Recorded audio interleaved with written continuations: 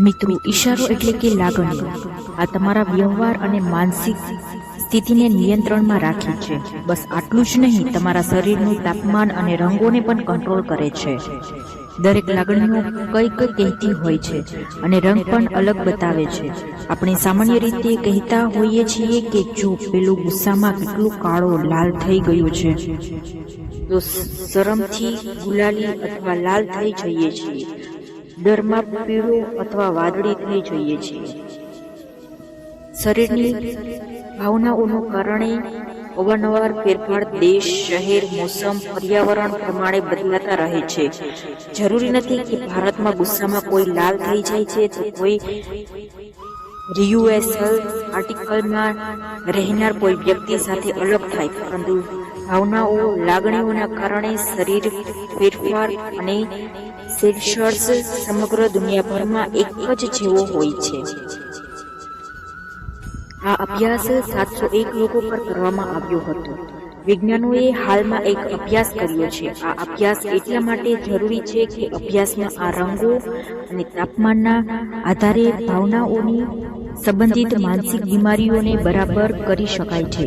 આ સ્ટડીને હાલમાં જ પાંચ જર્નલમાં પ્રકાશિત કરવામાં આવ્યો છે. તેના માટે 5 પ્રકારના એક્સપેરિમેન્ટ કરવામાં આવ્યા હતા. આ અભ્યાસ 701 લોકો પર કરવામાં આવ્યો હતો. અલગ લાગણી પર અલગ શારીરિક ફેરફાર. આ દરેક લોકોને અલગ અલગ બેચમાં વહેંચીને કેટલાક શબ્દો સાંભળવામાં આવ્યા હતા.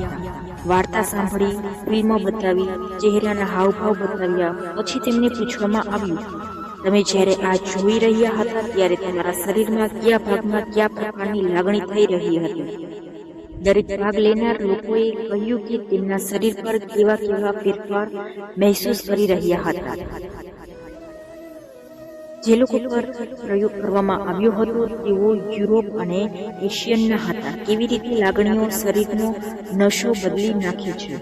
જ્યારે તમે તમારા કોઈ પ્રિય બોયફ્રેન્ડ અથવા ગર્લફ્રેન્ડને મળવા જાઓ છો ત્યારે તમારી ચાલ ખૂબ જ હળવી હોય છે.